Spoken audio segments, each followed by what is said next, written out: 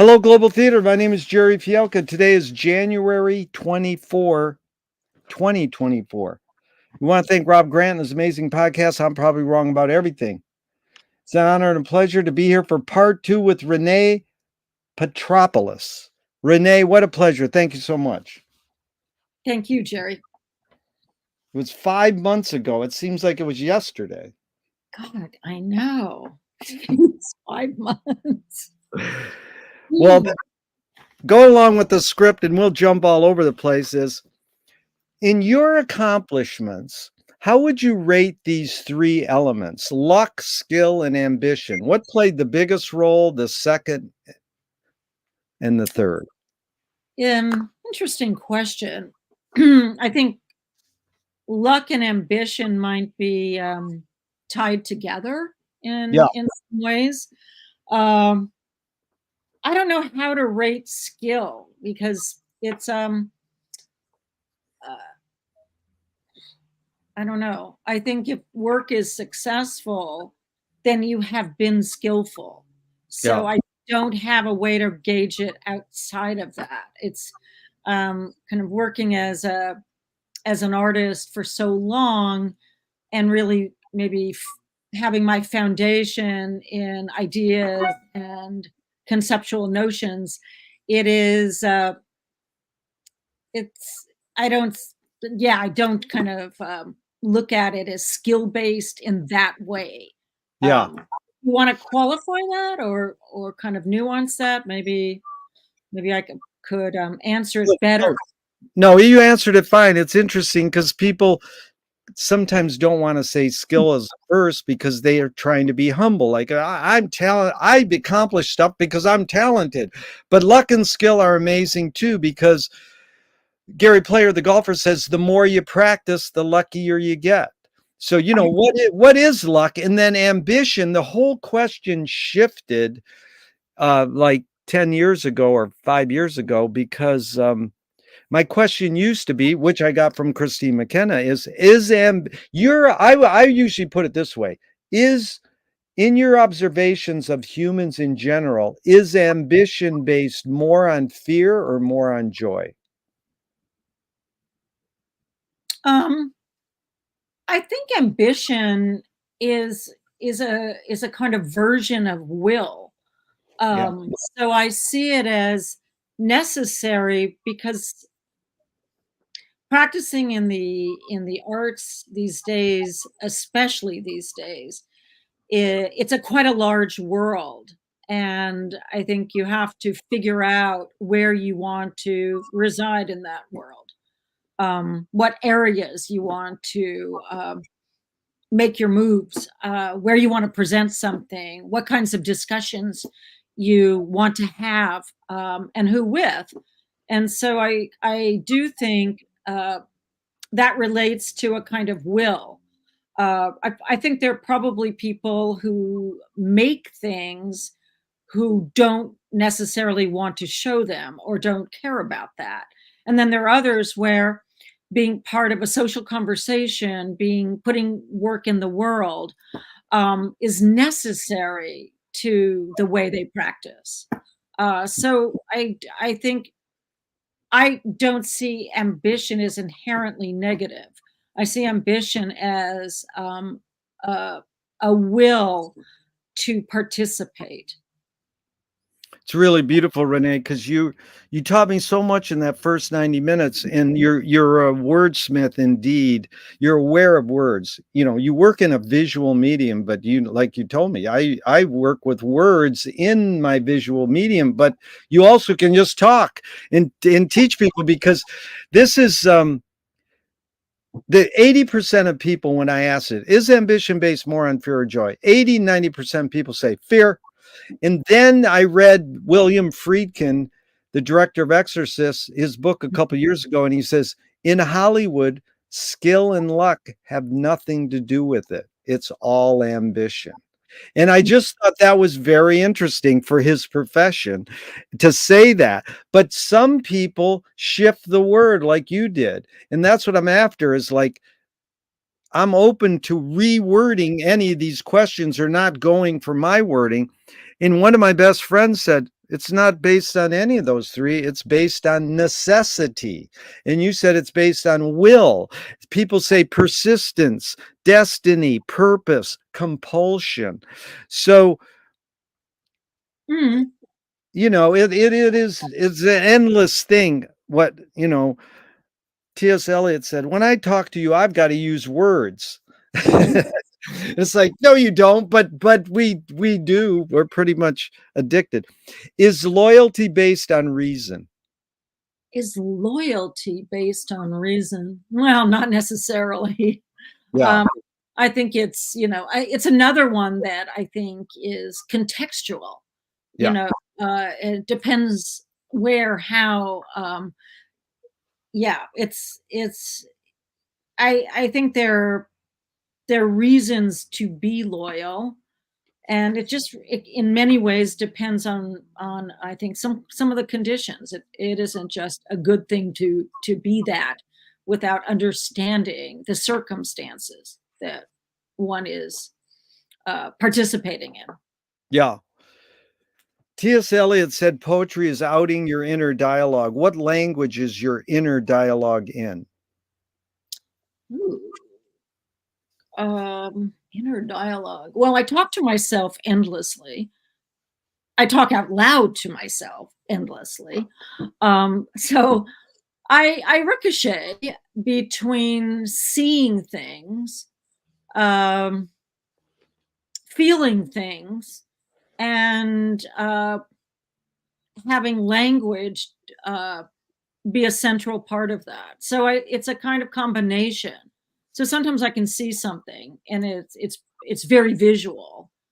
It manifests visually, but much of the time it manifests through some kind of verbiage, and also I guess being around a while, I do like to trust in a kind of instinct, or a kind of practiced instinct.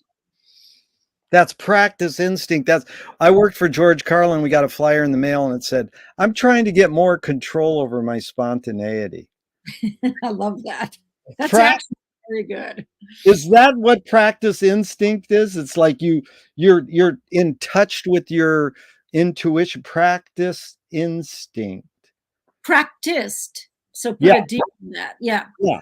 Um, it's something I think over time you begin to trust it more. I You get begin you. to not really, Trust your gut feeling more. Yeah. yeah, but you have to check it. That's why I say practiced. It I has see. sort of looked at, and it's like, okay, okay, um, but maybe not in this case. That kind of thing. Well, my friend says the three T's of music are technique, theory, and taste. Mhm. Technique, you learn how to do it. Theory, you know the structure. How does one acquire taste? And this is like in art, how do you acquire taste? But my first response is by sticking your tongue out. Um, first That response. is good. Uh, it's a it's a kind of a great question, and I think it's shifted so much in the last years because fashion maybe has taken over the word taste in some sense, and I don't think they're the same. Uh, and I think we are less a culture that cultivates taste because taste tended to be monolithic. It tended to be hierarchical. It tended to take over, or dominate uh, worldviews or observations. So I think in the last 20 years, I find it's kind of like the word connoisseurship. It become less and less important in many ways, and one I think has to really investigate it. I don't think it's an easy word to use anymore. Um, Yeah. yeah, I don't think it is. And I do think we go through a life of changing our taste, if that's maybe a way to put it. Is that, when I'm going to take it to the food immediately for a moment, just as an Yeah. illustration. But I know when you're a kid, you like certain things, and then you find that you change your taste, right? And it's almost physiological, like the chemistry in your body What? likes different things, right? And I've noticed older people, like I've been watching my father, and his complete interest in sweets has just skyrocketed.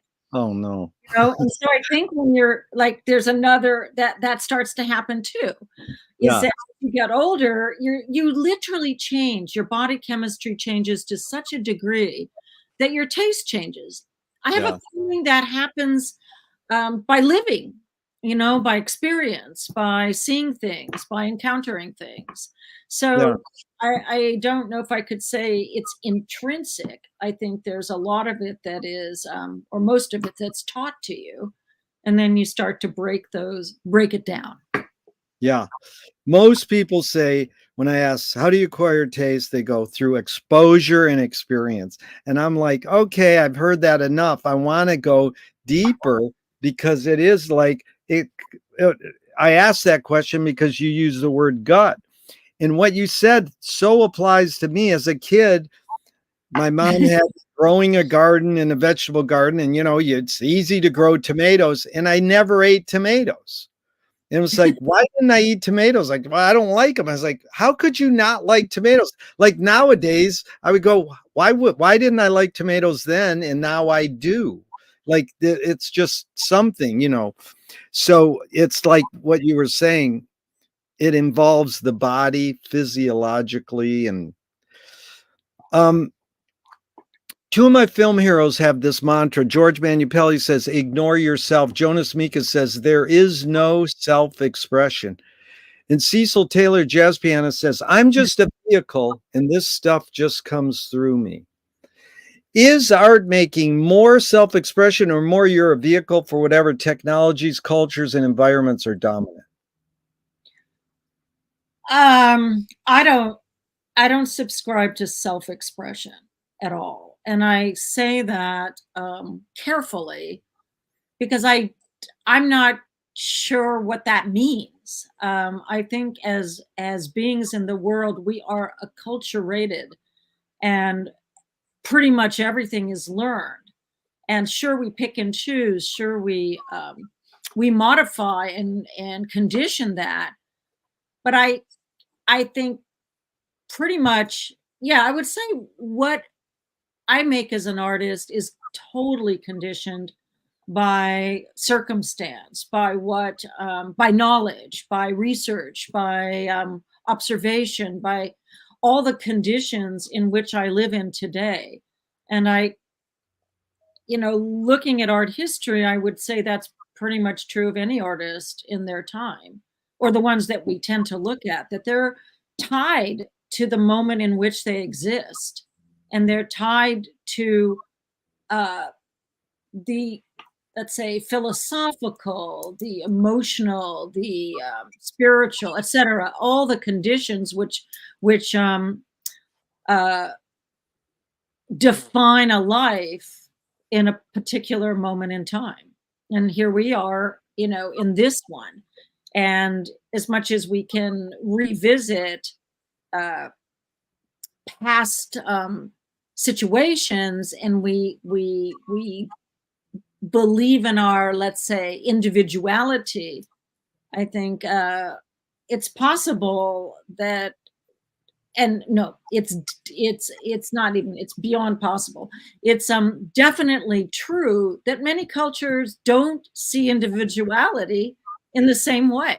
they Yeah. they really see themselves collectively. They don't even understand that, that you would separate yourself from the conditions in which all of you live together.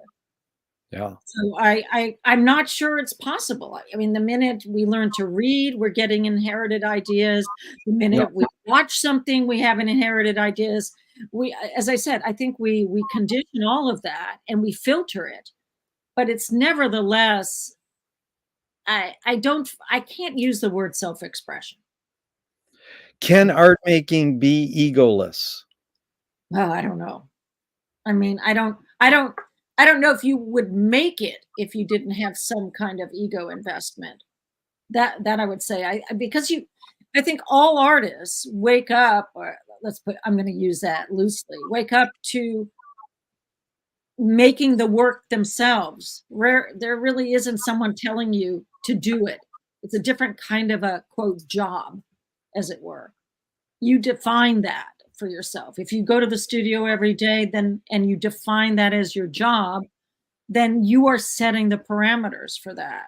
So there is I think, again, maybe that's a will, back to a certain kind of will. Um, I do think that many artists I know um, feel that I don't know if I want to use the word calling, but I would use the word that this is where they want to work. This is the area they feel they're the most valuable to the world, to culture, to having discussions, to conversations, things like that. So by making something and putting it in front of others, you immediately suggest that you want to have a dialogue. Yeah. So Very, very interesting. I interviewed Peter Frank years ago, and he helped me write my blurb on trying to invite people to be interviewed. Or he gave me some line, and it was, I'm probing the metaphysics of your calling. You know, and I liked. I says, "Oh, that sounds good." And one guy actually wrote back, a kind of famous LA musician. He goes, "I won't do anything about metaphysics." I was like, Jesus. I mean, I was really going for the word calling, but did metaphysics really turn you off that much? But mhm. you know, I wanted to probe a couple of these things I just came up with. One was Fellini's quote: "The artist is the medium between their fantasies and the rest of the whole world." So what's your take on that? Fellini saying the artist is the medium between their fantasies and the rest of the whole world. Fantasies. I I can see that for Fellini because I think it in many ways defined, I think, the way he worked Yeah. and the time in which he worked. I mean, there's so many interesting forces that come together, and I think for me, it's such a combination of things, but Yeah. it definitely is a way that I can give voice to the way I see things. So it is a way to construct something that pulls together um, observations from in different ways. I mean, in some sense, I have found that artists uh, tend to pull from all different areas, and they kind of put it all together, and then they construct something from putting it all together. Yeah. It's a different kind of discipline when someone says I'm a scientist or I practice in this area, in this field.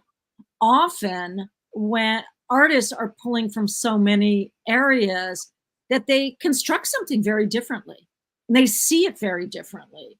And Yeah. that position can get put forward.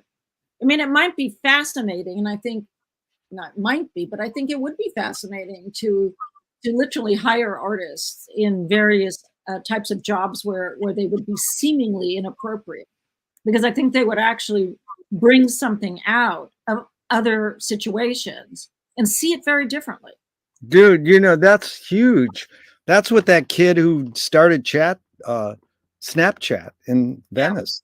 That kid hired fashion and music people but the big one I learned was some IBM guy I interviewed recently said when they first started coding, They hired musicians to write code, and the code was good. Now these nerdy kind of whatever highbrow computer kids write code and they suck. And it was like when the musicians, and remember like Stan Vanderbeek and I mean Laurie Anderson, these people, they these highbrow science labs hire these people to like dabble in their thing to have. That was really good. You know, the other thing you taught me was bringing up Augusta Boll and Paulo Freire. How do you Freire. Freire. Yeah, that was amazing that you brought them up last time. And it reminded me of this quote that Ruth Draper, who was kind of like one of the first performance artists, said, "The key is to bring the audience up on the stage and into the scene with you. It is they who must give you even more than you give them in the way of imagination and creative power." You've had this practice of kind of intervention art, you know, involving the audience. How that's, you know, Ruth laid it out. It sounds good, but how do you do that? Well, you do that by setting up a structure in which people can operate. And what I mean by that is you use improv. I personally use improvisation. Yeah. So I might set up a structure for a performance, and within the structure, I will break it up. Let's say by timing. You know, so and so many minutes here, so and so many minutes here. And I might structure it. I have used a mirror construction. So the center it goes out from the center and then the timing works. But within the structures, I will give my performers the leeway. You know, so let's say you've got 12 minutes and you should be responding to this, this, and this, but do it however you want to do it there. Yeah. No. And then they know the next person will come in or the next person. And sometimes and oftentimes for me, I overlap them. So you might have, as an audience, you'll have to choose where you want to listen. Like, do I listen to that? Do I listen to that? All right. So it offers maybe an irritating choice to the audience in some ways because they are asked to make a choice. And some of them don't want to. They want it much clearer than that. But I'm very interested in that sonically, and that there's a sonic experience as well as a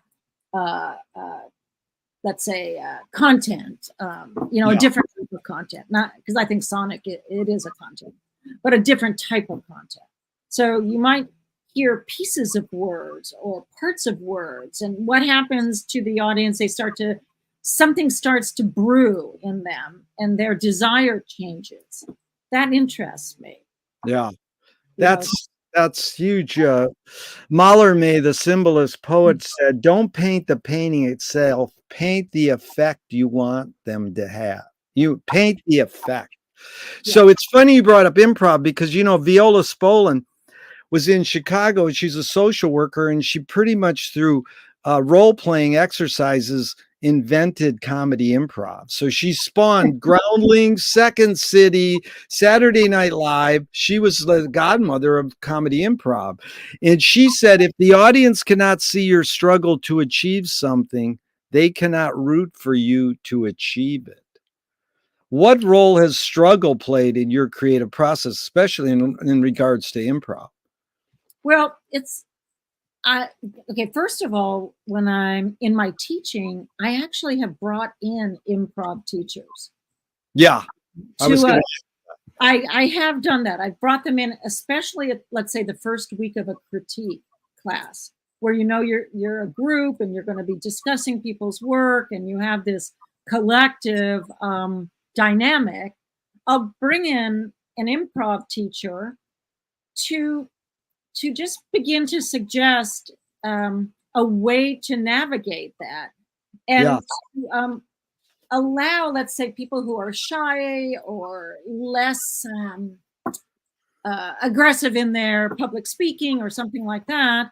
It gives them a way to do that. It gives them an entry point. because there's language to be able to use where you quote somebody else and then add on to it, or their dynamics. And I found it was really stunningly loosening Yeah. for students. And I think improvisation, which I came to from music more than anywhere else, um, allows for a kind of response. Like somebody says something, yeah, you respond, you go back and forth. It allows for maybe a dialectical relationship. I mean, I Yeah. think it's in there. Beautiful. And Leonard Cohen talking about music. The only way you can sell a concert if you put yourself at risk, and if you don't do that, people know. What what role does risk play in your creative process? In I can see it the best in the performance work I do, because let's that I did. I had to have my back to the audience because I was too scared to look at them. So I positioned it so that whatever I was doing, I didn't look at the audience because I thought I might freeze and I don't know, just couldn't do it. And subsequently, I can do it. But I also have learned and changed some things about audience and performer. So in many of my recent performances, the audience surrounds the performers. So there's no proscenium, there's no one place to be.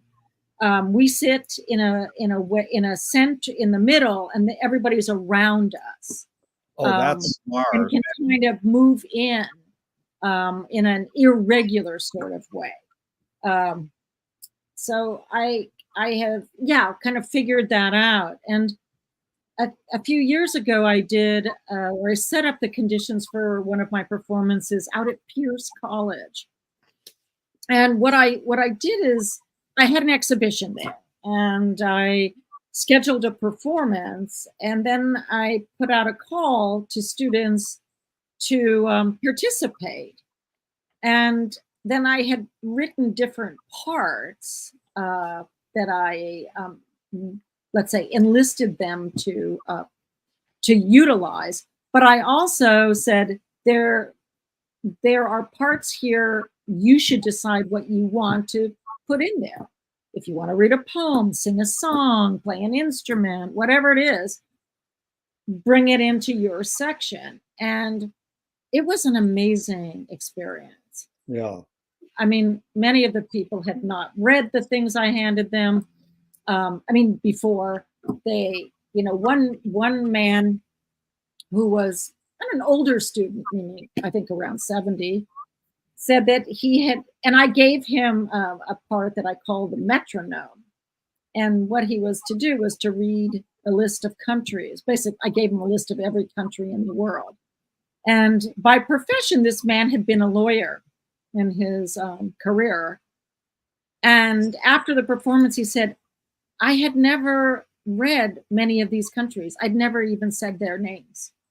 And it was thrilling to say the names of these various countries. Wow. And now I'm going to look up exactly where they are. Wow. So this is a well-educated person, Yeah. and one who's lived, a good life or a long life, and it was a surprise for him. Yeah.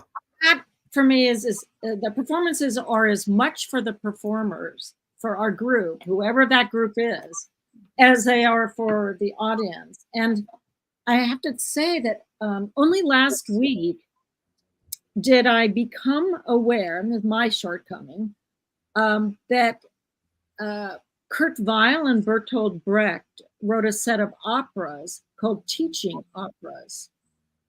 And they were not meant for an audience. They were meant for the group, like wherever they were performed, or let's say, performed is the only word I can maybe use, is realized. Maybe that's a better way.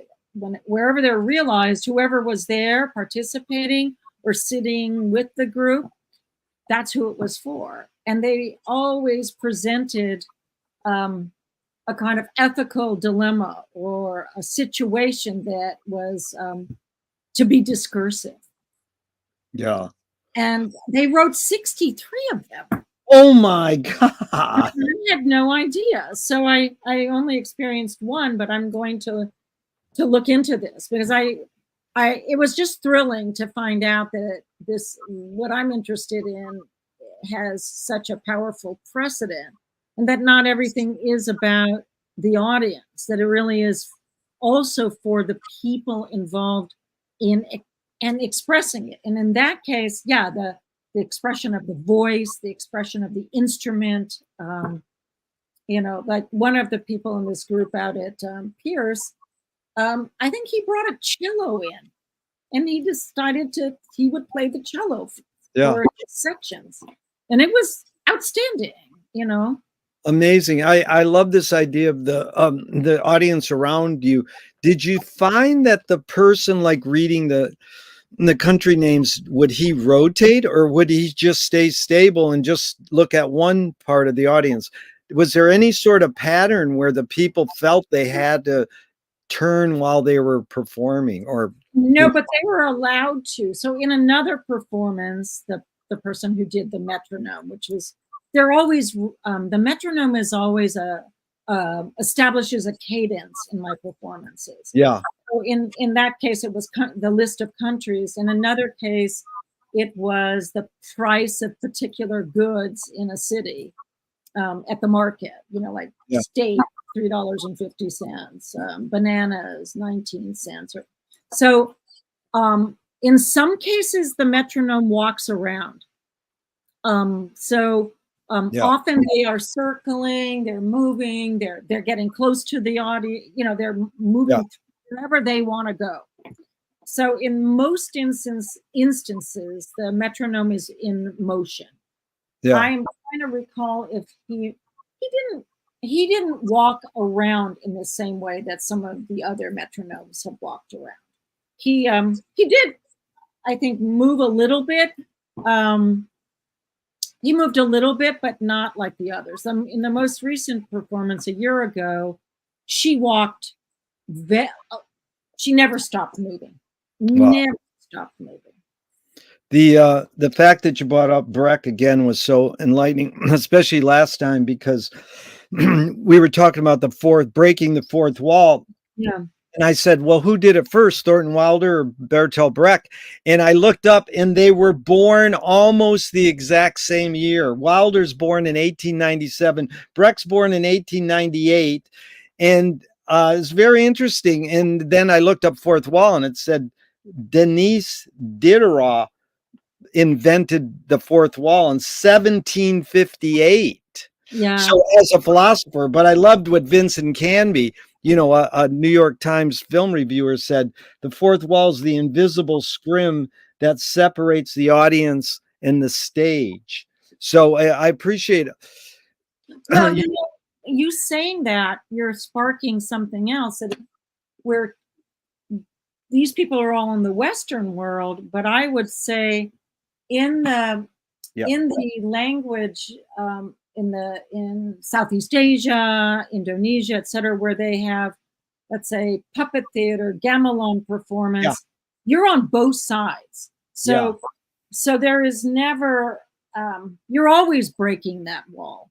Yeah. Because you could be on the side with the musicians, you could be on the side with the puppets, you could be, and the knowledge of the text is taught from such a young age that it isn't about paying attention to every word. It's about the experience of the event. And I have to say that in my late 20s, I did experience that in Indonesia, and it really changed my thinking. Wow. Like, absolutely changed my thinking of that. You could eat during the performance. You could, people slept and woke up. I mean, they would last 12 hours. So, I mean, you wake up, you sleep, you eat, you go in and out. Children are there, all kinds of things are happening, and it's not disruptive. Yeah. It's part of the event itself. Yeah. I think that fourth wall probably was broken 1,000 years ago by right. you know, it It's might. fun. It's fun to track the terms. I mean, the great uh, music teacher David Rosenblum out at Cal Arts. I asked him, Yeah. who did this first? He goes, I'm not into first. And I was like, I'm just asking because I'm not trying to say. I know it's endless. It's like Charlie Hayden, the great jazz pianist. I Mhm. said, you played a song in the middle of an Ornette Coleman song. It sounds like an old hillbilly Appalachian song. He goes, that's old Joe Clark. I says, who wrote it? And he goes, nobody wrote it. And I goes, well, no, it's just, I know these things, but it helps put it into context. When Yeah. the word gets labeled, when we get the label performance art, it's Jack Smith and Alan Caprow are kind of like the people who are like, well, these were the words started being applied. Well, performance art is way older than that, but when they started to apply it. No, but I think you are bringing up something that is important, and it's back to sort of the conditioning of words. Is that you could say the later 20th century word sign, Yeah, that came up in a philosophical context to yeah, understand our word in terms of signs, is to distinguish it from the word of symbol yeah, that preceded it. So throughout, I think, language and eras, we utilize different words because we are trying to nuance the meaning. We are trying to adjust it. It's not quite a symbol anymore. It's now, yeah. that really is a different thing, but it's related to that. It's And really now the word sign becomes significant in a particular era. And I think that keeps getting modified, right? it's forever changing and growing. We talked about that in part one. It's really Right. good and helpful for me. Is perception reality?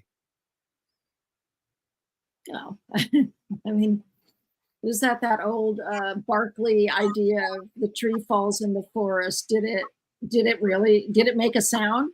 If you Yeah, didn't hear it, did it still make a sound? yeah, You know, um, I mean, I think we use all our senses to perceive. And I do think they're different. We perceive yeah, things differently, or we wouldn't have such a divided country. I yeah. mean, now we have a astoundingly divided country perceiving things in entirely different ways. Oy vey. So McLuhan probed Finnegan's Wake by James Joyce, saying that artists dream awake.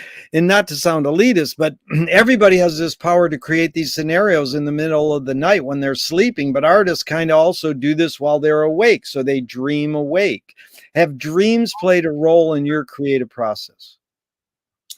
That's a great question. I wish they played more of a role. I don't, it seems exciting. I tend to have, I mean, I have to admit this, but I don't want to. Um, I tend to have really ridiculously practical dreams.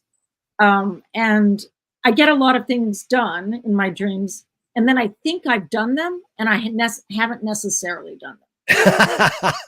So do you come off feeling, wow, that was good. Now I'm good. Get up and go. Yeah, like I've done a lot of work already, and then I'm like, no, Now I can have the day you never off. did that. Now I can chill out. You never made that.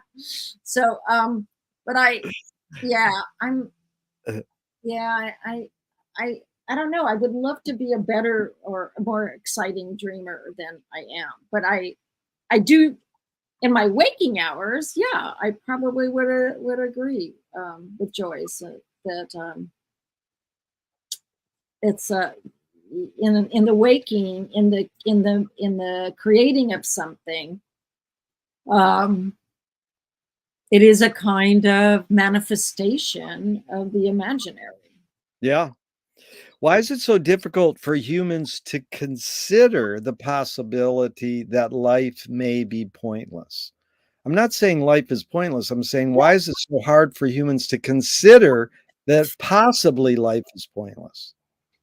I don't know. I mean, I have thought about that before, and it is a weird, like, yeah, there seem to, at least throughout history, been this some kind of necessary. belief systems that allow people to live, I guess. I don't know. I don't quite understand it. Yeah. I really don't. I don't know, but but I do get that it's really powerful and essential to most people. Yeah. I don't know. I can't answer that one at all, really. Renee, Mm. Lewis Carroll says, I believe as many as 6 impossible things before breakfast. Have you believed in any impossible things lately? I try to believe in impossible things constantly. Well, name one. One is the most like obvious right now at this moment, and it would be peace in the Middle East. Oh, that's beautiful. Yeah. Yeah, I that's mean, my first one right now. come on. Oh my God.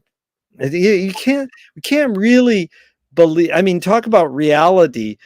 Is this for real that we still rely on war? I'm researching this project right now called Can Art Stop War? And I'm trying to get the title right. And my friend said, art stops war. Don't ask the question that art can stop. And other people go, no, art can't stop war because we think I think we're brainwashed to believe we're hardwired for violence, war, and fighting. And Maria Gimbutas, who taught right there at UCLA, anthropology and archaeology, tried to prove that there were cultures that had no war. So, the basic question is, when then one person says, "Well, we're hard we're hardwired for war, but we invented peace." And it's like, no, Maria Gimbutas taught we're hardwired for cooperation. Yeah.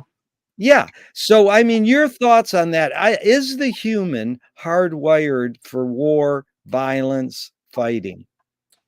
Um, no, but I think that it's profitable, and we are. I I think we are presently in societies, in many societies, that value profit over everything else, Yeah. and war is insanely profitable, Yeah. and um, it supplies a bottom line for many situations, and when you really think about the buildup um, post World War II of the military industrial complex, as Eisenhower named it. Uh, it is it led to a deep understanding of capitalism and a promotion of it. And I don't think it was that when he kind of named it. He really saw it as I think something to fight against. That Hello. And then they turned it into the mantra to corporation. And I said this once at Sponto Gallery at a anti-war film. There were 60 people stuffed in there. And I says, the only way you're going to stop war is if no one goes to work and no one buys anything. And the gutter punks in the first row go, that's what we do. And I goes, no, you buy potato chips. No one's going to stop buying anything and not go to work to stop war. And that's all. If we collapse the economy, we might stop it. Yeah, and it may not take not buying anything. I mean, you're going to buy food, but it probably would stop a number of things. When you think that the highest yield in real estate is public storage, it gives you a clue to the way that consumerism has functioned in this society. And That's when when you see that the first time in history under George W. Bush, when we invaded Iraq, he said, "Keep shopping, don't save anything. God. Keep because the society, this culture cannot function without constant Uh, rotation, right? yeah, Once you introduce the credit card, it's impossible, right? It doesn't work if you don't keep it in motion. yeah. So by actually withdrawing money, and it's why I think, let's say, to use it as an example, why BDS is being outlawed in various places, right? It's outlawed in Germany. It's pretty much outlawed here. I don't think it's in the legislation here, but it is there. To withhold funds for political reasons will stop an economy. Yeah. No question about it. Yeah. It's the one thing you have, and most people have too much of everything. I'm not saying everybody does. And I use that in the sense of no matter if you have no money, you still have a lot of things, because that is what we've been taught. And we see that even with the unhoused. Yeah. We're often dragging around 4 or 5 shopping carts filled with things, because we have been taught that these things give us identity, that these things operate as a I don't know, a placebo of comfort. Yeah. That's Lily Tomlin's great line is she's pushing a grocery cart down the street with a bunch of crap in it as a homeless lady. And she goes, "You think I'm crazy for collecting this stuff? What do you think of the people who actually buy it?" But the other line you really evoked was Frank Zappa said, "We're never going to have another atomic bomb because there's too much real estate involved." But you wonder about when he said that, it sort of felt like that was years ago. But here's the two things about art stopping war, because it sounds like, oh yeah, art's going to stop war. Well, Sidney Lumet, great social filmmaker, said, films can't do diddly squat, but it ain't going to keep me from trying. And then this is an actual quote from the guy who invented feature film in America, D.W. Griffith. 100 years ago, he said, in 2024, which is when we're living right now, he predicted 100 years ago, in 2024, cinema will stop war. He actually said that, and it's like, could we even consider that at this point? Anything stopping war? So, I mean, my question is, if I ask these people at this film festival I'm giving this workshop at, can art stop war? And you were there, what would you say? I'd say, Renee, what do you think? Well, stop it, I don't know, but it can illuminate it, and it can make a difference. I do believe that. I think writing, poetry, any of the means that can give a sense of what is happening is productive and useful. I mean, I find it fascinating that at this point in time, there are far more documentaries than even a decade ago. I mean, it's stunning how many documentaries people are making. Yeah. And I think there's a reason for that. And I actually think that the archive of documentaries, to be able to see something, and especially being able to put it on when you want it, you know, like maybe I need to see that, or maybe to invoke it. I do think it's productive. I don't think we would be quite where we are with the change in food, food consumption, in climate, etc., without these means. And I think that, so yes, I do think they're stunningly productive, and especially because I would say probably 80 to 90% of people on the planet are looking at some visual stuff. Oh yeah. I mean, probably a 10%, 15% that don't see anything. But for the most part, I think people are they're looking at these machines all the time. They're looking at stuff all the time. And you can watch Day After Trinity instead. Oppenheimer's going to sweep the Oscars. Watch Day After Trinity on your cell phone and learn some real background. And there's what you brought up, the word identity. Both McLuhan and Krishnamurti said violence is the human search for identity. What's your thought on that line? Wow. I'll think about that. Well, in my lifetime, ideas around identity have really shifted. I mean, I come from direct immigrants. My mother was born in another country, and I know the desire to assimilate was profound in her upbringing and my early upbringing. The idea was not to remain of the other place, but to become this place, right? And I think those ideas have really changed. People, I think, are really, let's say, either going back or asserting simultaneously that history and their present existence.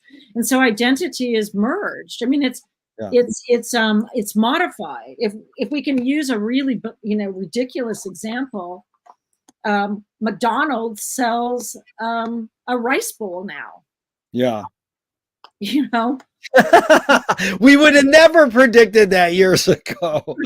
that fast food places all serve burritos. Yeah. So it's if we locate it in popular culture in that way, popular food culture, we're seeing a kind of hybridization. I think that's following also a kind of existence, like how we really see our existences, and that they must include that other part as well as where we are at this moment and where we're living. But I know when I was growing up, assimilation was predominant, absolutely. Like, let's look like, be like, in our, as much as possible. Yeah. Tell me one major element of your creativeness that's changed and one major element that stayed the same in the years you've been doing this.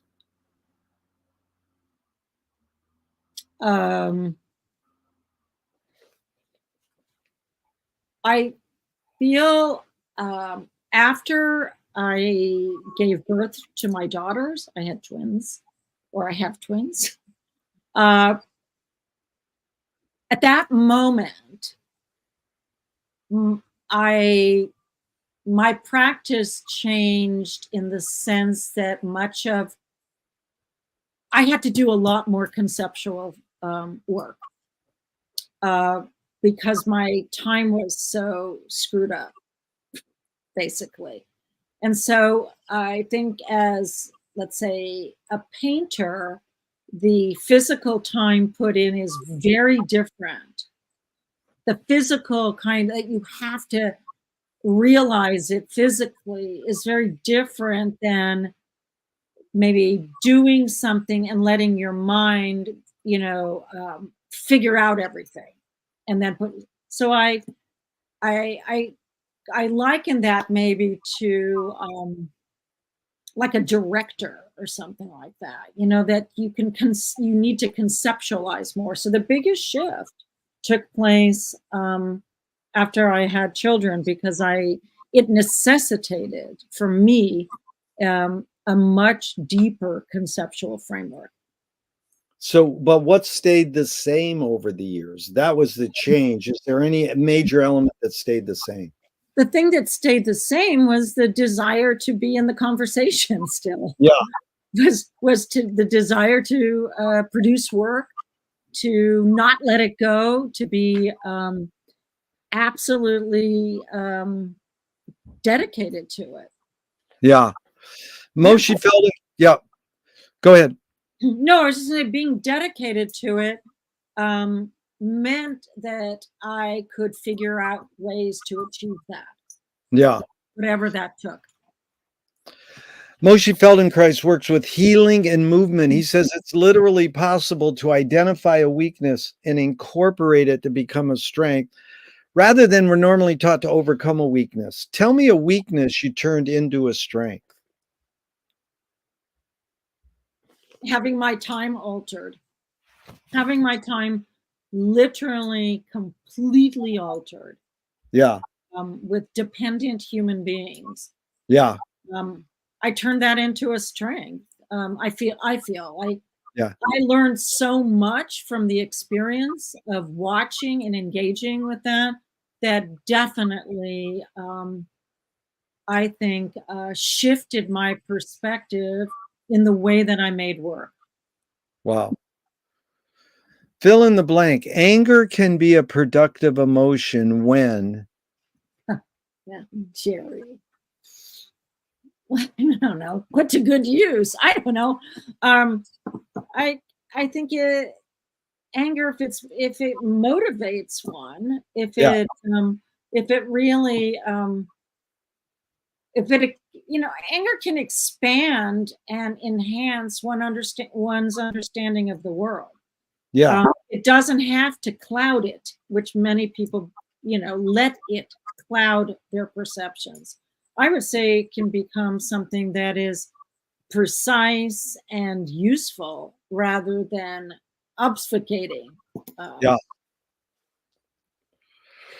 Yeah, my friend wrote comedy with Robin Williams, and I asked him, "Can satire be destructive?" And he says that's the job of satire.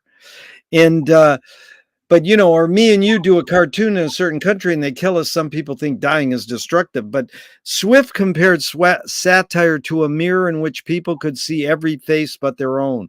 What's the function of satire?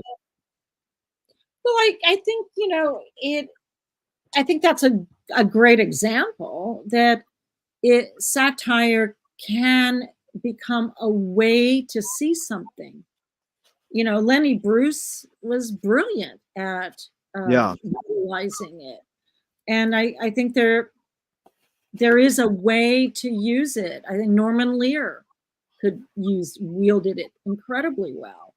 yeah, And it gives one an insight, I think, potentially. I think it can be, badly used, you know.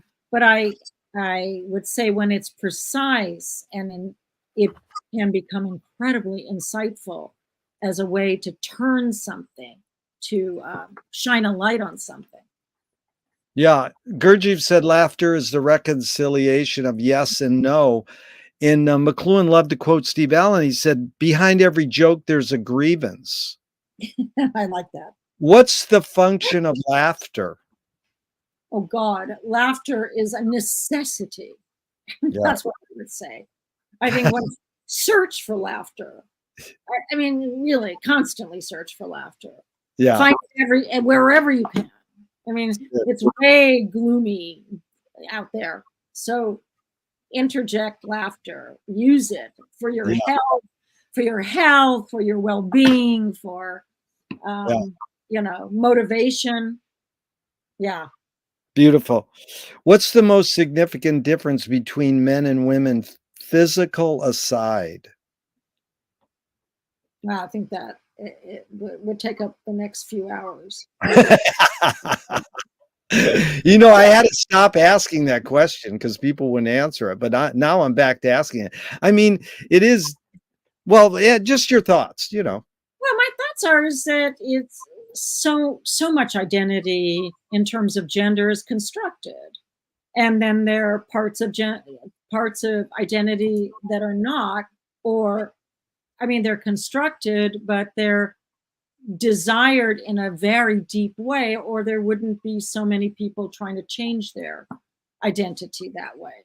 The transgender world is growing, and I think it's a very exciting notion to think about fluid possibilities and ideas that aren't constructed around, let's say, the Judeo-Christian ideas of gender divisions.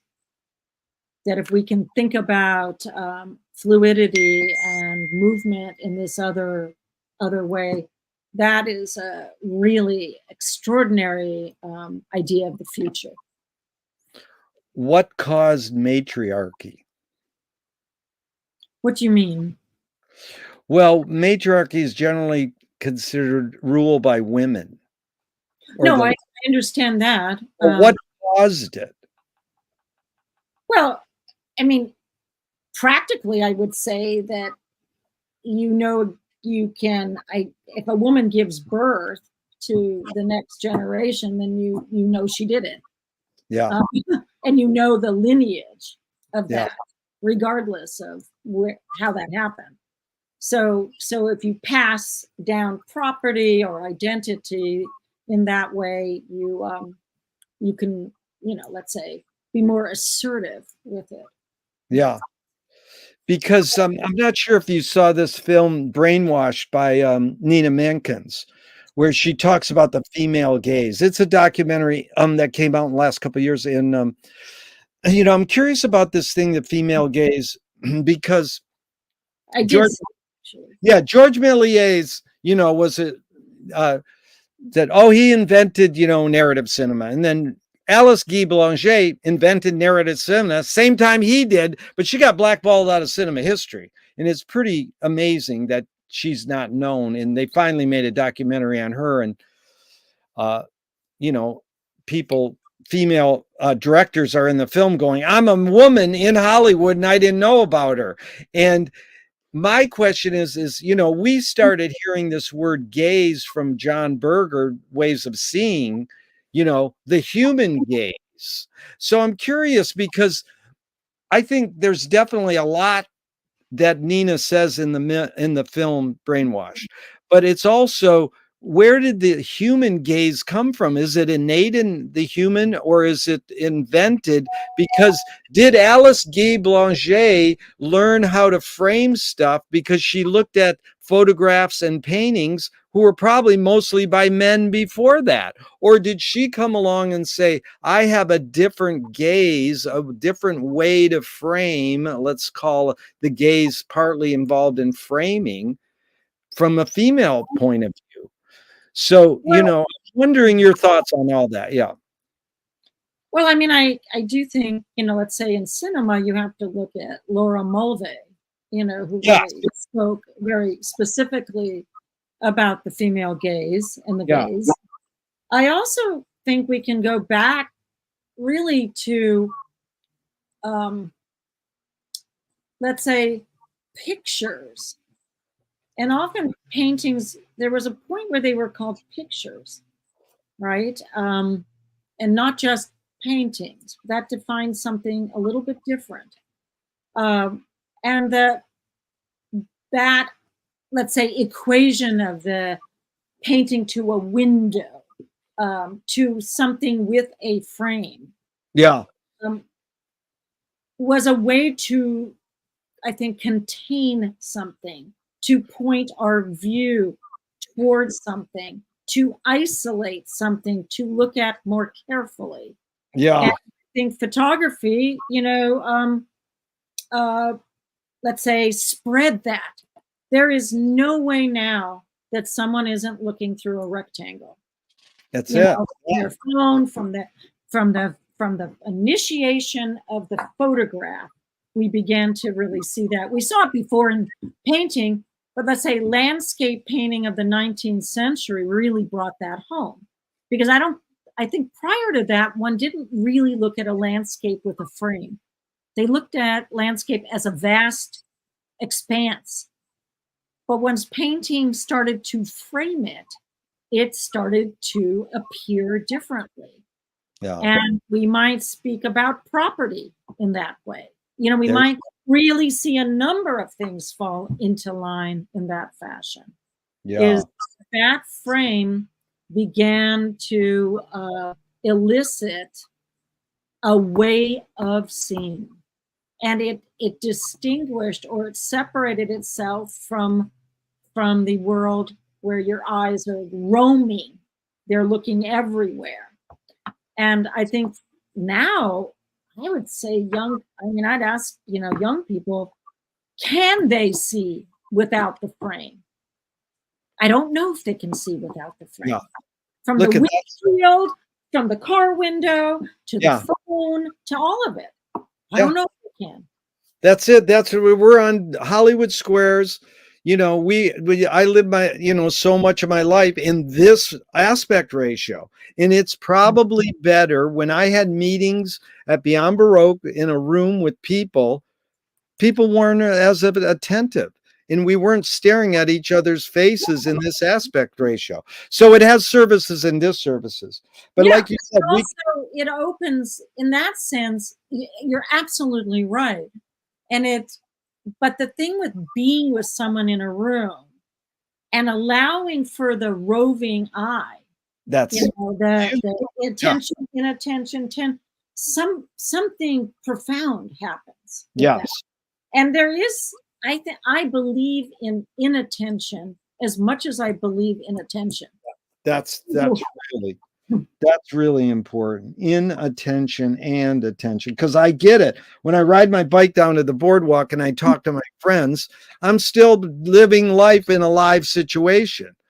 But so much of these Zooms take up my life now, and I'm in attention then, and Well, I so think that's got, Jerry, I think that got started back in the 80s with the first Walkman.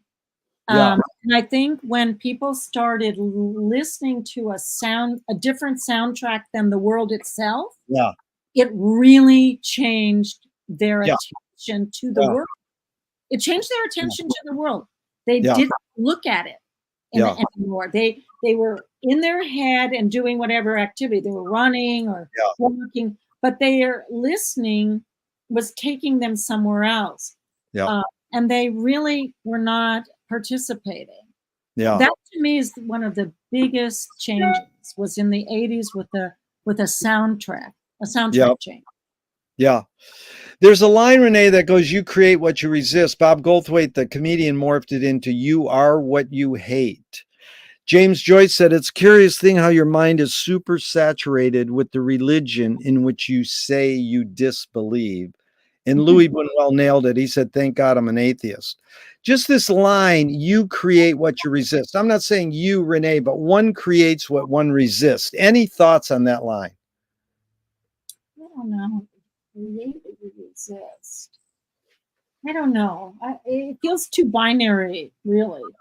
Um, that that idea. Um, I'd have to really think about that. That's fine. Yeah.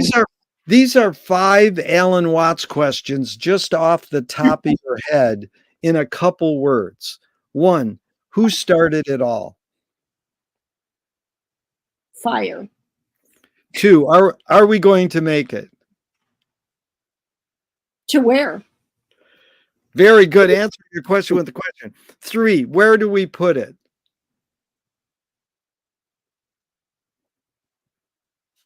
In a hole. 4, who's cleaning it up?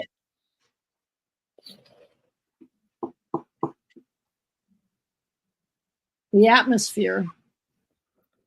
Very good. And 5, is it serious? Some days it is. Some days, that's good. How do you find peace of mind? Watching television that where everything happens in 1 hour. So the dilemma happens, the solution happens all in 1 hour. That gives me some satisfaction. That's So I good. would say Law and Order is really great, as is Perry Mason. Oh, Perry Mason. My wife is a Perry Mason. Old Perry Mason. Oh, the Perry Masons, they hold up well, especially if you live in LA, because they're amazing. Yeah. But I like that, that arc of presentation, dilemma, solution. Yeah. That somehow helps with the world for me. Yeah. That's good. I don't know. Hollis Frampton, experimental filmmaker, said narrative is born among the animal necessities of the spirit because we're waiting to die. Can you forget to die? Well, probably up to a certain point, yeah. You can. Yeah. I mean, I'm That's an interesting question. I do think there are people who think about death from a really young age. I don't know why they do, but they do. Yeah. It's always on their mind. And then there are others who don't think about it until it's about to happen. Yeah. So I I think it's hard in a sense to wrap around in your mind what you have no experience with, Yeah. what you have no idea about. And generally, even when you pass out or you're not aware, you can't really reflect on it. So you don't know what it is, even if you're doing, even if it's happening to you. Well, So I don't know. it's really interesting because the question is thought about by the people I ask either literally or metaphorically. So that it's both and it can waver, but some people don't want to think they can forget to die. They just go, no, everybody's going to die. And I know that, and I'm not going to forget it. And so, I can't, I have to say that I probably forget it most of the time. Or yeah, wouldn't I be obsessed with it? yeah, I mean, I feel like I would be obsessed with it if I didn't forget it. yeah. If you were walking down the street today and you met yourself as a 12-year-old, what would you say to your 12-year-old self? Have more fun. Probably. Which way should toilet paper come off the roll, over or under? Over. That's a really easy one. Well, I know. 90% of people say over. The pattern has it pictured over, but the 10% who say under have their reasons. It's amazing. Oh my God, that's pretty good. I don't really want to hear their reasons, but that's No, good. yeah, that's if a publisher if a publisher was to release your autobiography off the top of your head, what would the title be? This is not an autobiography. Oh, very good. They want to scent the glue in the binding. What smell? Vanilla. If a statue was built in your honor, where would you want it displayed and what would it be made of? In a forest, and it would be made of cement. Beautiful. Tell me something good you never had and you never want. Never had. It's good, you never had it, but you never want it. It's good. Okay, wait a minute. Yeah, this is going to take a few minutes. No hurry. All right, I'm thinking, never, but I don't want it.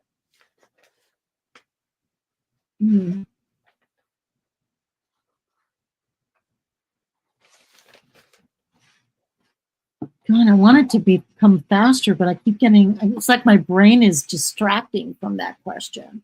Like it doesn't want to think about that. It's funny. It's really is. It's a really Well, funny. it's a heavy question in a way because I'm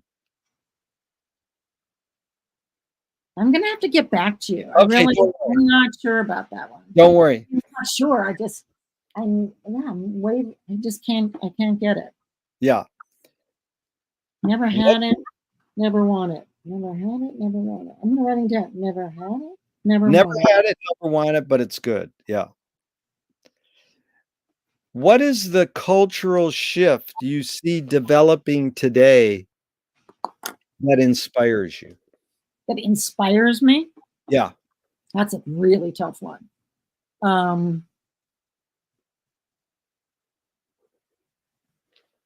Cooperation. Yeah.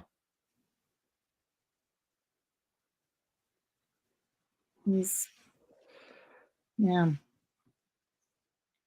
What question remains unresolved for you? There are many.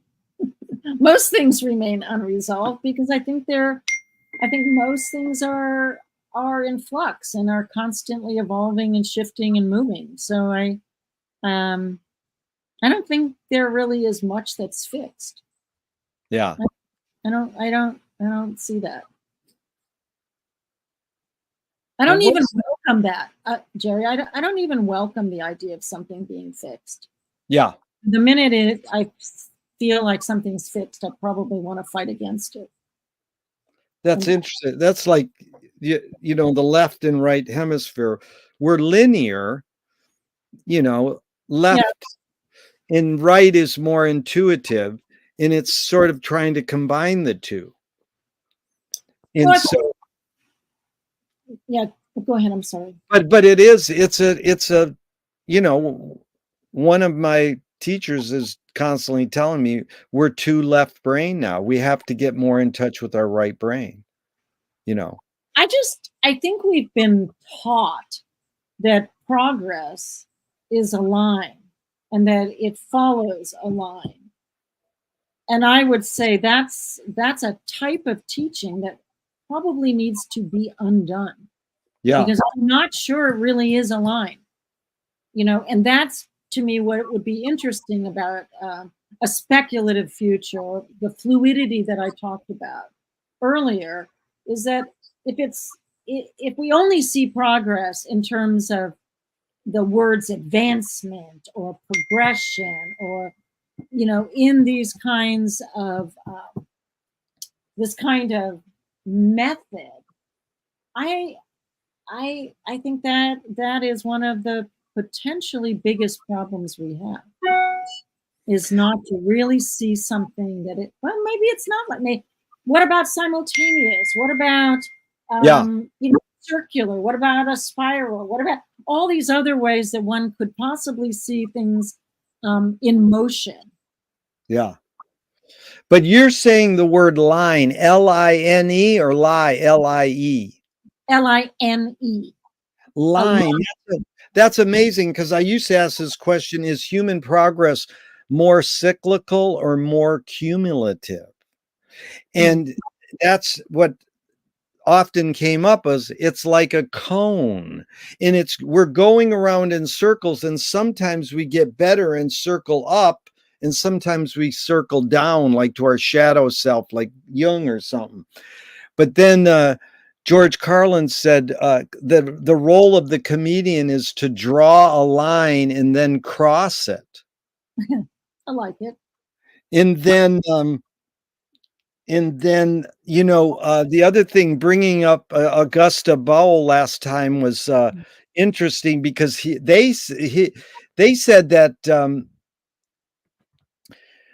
theater was the first human invention.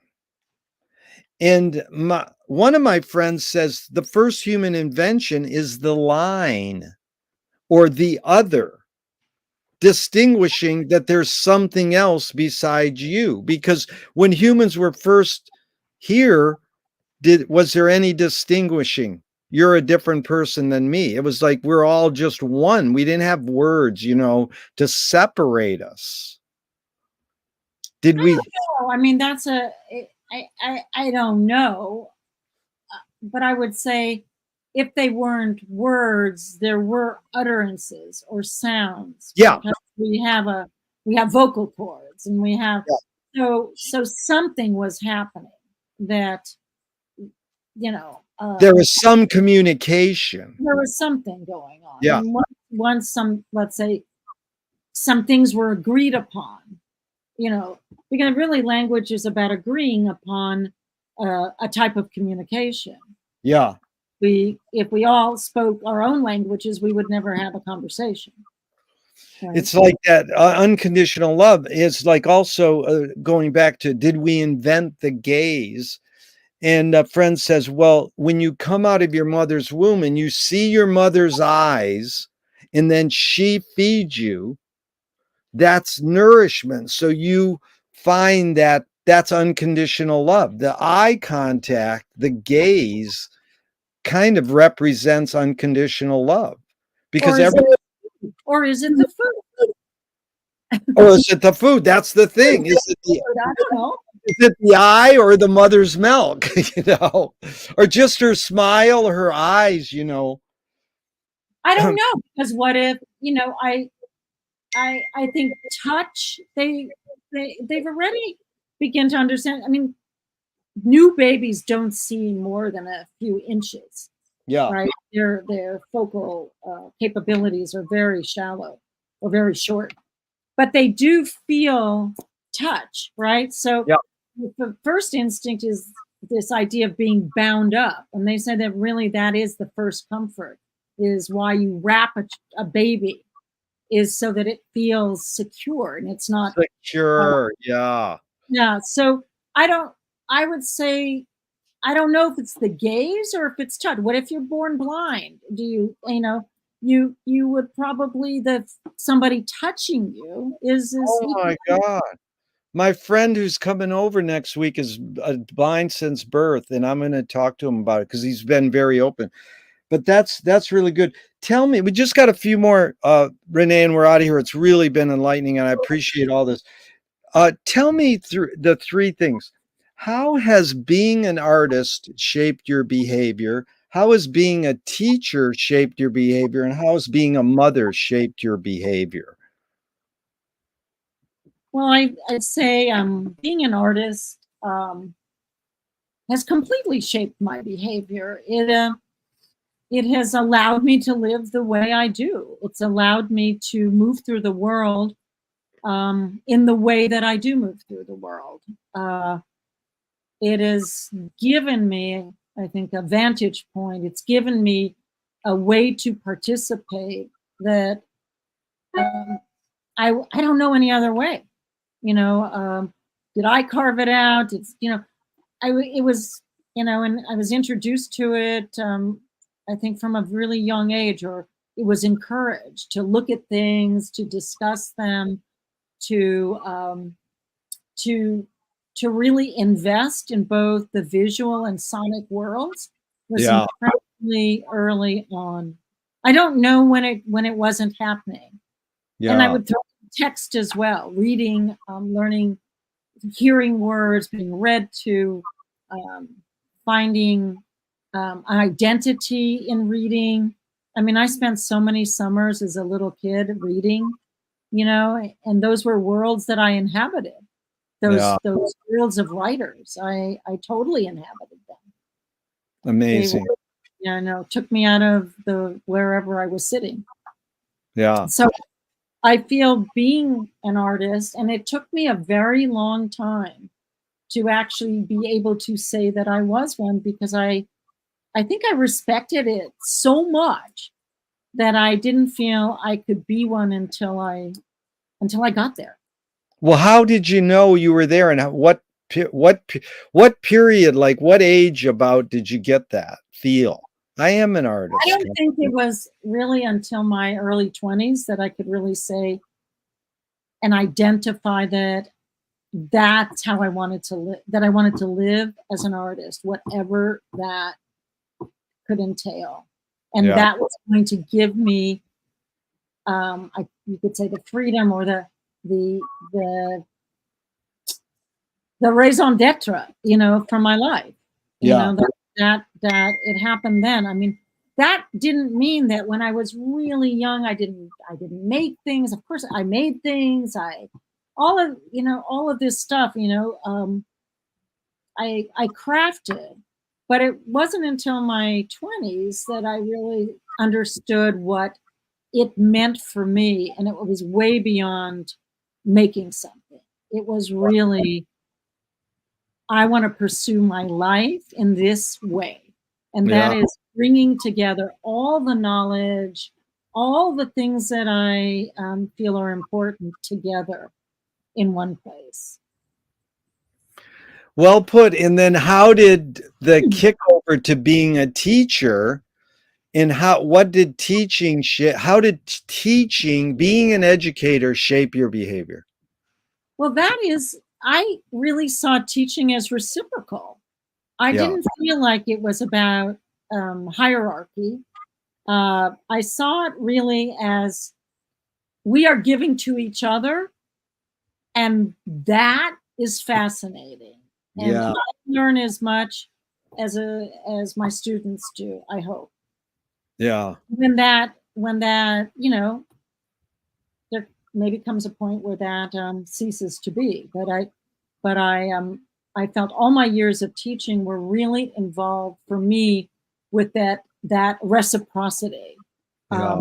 and engagement as a real discourse, as a way to be in the world. And I consider it as part of my art practice. I really do. It's an Yeah. aspect, it's definitely an aspect of it. And I don't think I would be the artist I am without having that constant kind of reciprocal dialogue. What a great word. That's beautiful. In fact, I'm going to interview one of your students. He's the curator at the Venice Heritage Museum, and he was just so excited.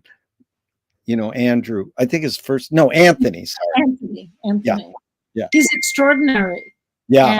And I feel, yeah, we have one of those relationships. And being a mother, how has that shaped your behavior?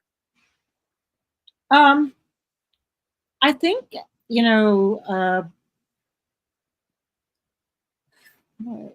it was also reciprocal. I learned as much from a 1-year-old or baby as I do from, I mean, it was to actually kind of get that a human, like say a baby, I'll use a baby, or let's use a 1-year-old just because it's easy, perceives the world in a particular way. I learned that. Yeah. I wasn't trying to put my world on them. I was interested in that their perception of the world changed mine. Like there Yeah. are often times where I got on the ground to see what they were seeing, because I didn't know. I needed to see that. Oh my God, they're only looking at shoes or feet. They're really looking at these structures. It's got to be weird. And there's a reason they want to be lifted up, is because then they can see a face. Yeah. They can't see a face from the ground. Way too Amazing. far. So Yeah. it taught me. It was the same. It was a really reciprocal relationship. And I tried something when my daughters were about 1, and I made a video of it actually, where I imitated them. And Oh. and I started it, and they caught on at a certain point. And then they would do things to see if I would do them. Yeah. It was wild. Wow. This video, because I think so many adults think that it's them always. They are imposing on the child, but to actually to watch them perceive it was mind blowing. Yeah. So then they started doing things, enacting things, and I started following them. And then I had one other really fascinating experience. I was with a dear friend, and we were in a shop, and my daughters are starting to get fidgety and acting really weird, wanting to, like, squirmy. And I think they were 2 or 2.5, something like that. And we wanted to stay a little longer in the shop. So we got down on the ground and mimicked them. And then we started whining and, I do all that. And we were on the ground kind of, and they froze, and we're like, oh, whoa, completely shifted their behavior. That's it just reminds me of Oscar Wilde saying, women fret becoming their mothers, men don't, and that's their problem. That's pretty good. Okay, Yeah. two more, Renee, and we're out of here. This has really been fun. So Thornton Wilder said in 1928, art is confession, art is the secret told. But art is not only the desire to tell one's secret, it's the desire to tell it and hide it at the same time. You've laid your cards on the table for hours. I'm not insinuating you haven't already answered this. What's it really all about for you? It's really about engaging with the world. Yeah. Making art is engaging with the world. Yeah. My society, my culture. Yeah. What gives you the most Cultural production as a term, I find very useful. cultural production? Yeah. Yeah. That's a McLuhan's book is Culture is Our Business, you know. And And, he's not talking money, he's talking, it's our focus. Yeah. yeah, and so Theodore Adorno as well, right? Yeah. There you He go. really looked at it as an essential part of culture. And Hannah Arendt looked at it that way too. It's like, no, it's not just what human beings don't just need food and shelter. They also need culture. Yeah. That it is not just enough to have Yeah. food and shelter. Culture is essential. Yeah. What gives you the most optimism? Wow. That there's still a lot of people out there thinking and engaging with these ideas. Yeah. That gives me optimism. They still want to have conversations. They want to talk about things. They want to engage. Yeah. Yeah, I heard two people talking is the revolution. So it's really been fun talking with you, Renee. I've learned so much. And the first question I asked in part one was, what's the best thing for a human being? And I got that from Wilhelm Reich. He said the best thing for a human being is another human being. And the last question is, what gives you the most optimism? That's what they asked Groucho Marx at the end of his life. And he said, other people. Sure been fun spending this time with another person, especially because it was you. Thank you so much, Renee. Thank you, Jerry. And you're so welcome. I love doing this with you. Great. We have salons sometimes with several people, so I'll invite you to one of those someday too, because then you get more different points of view. But really a pleasure. Thank you so much, Renee. And even though I'm going to hit the end broadcast button now, I hope this never ends and we can keep talking forever and ever. I look forward to it. Thanks. You're welcome. Bye-bye.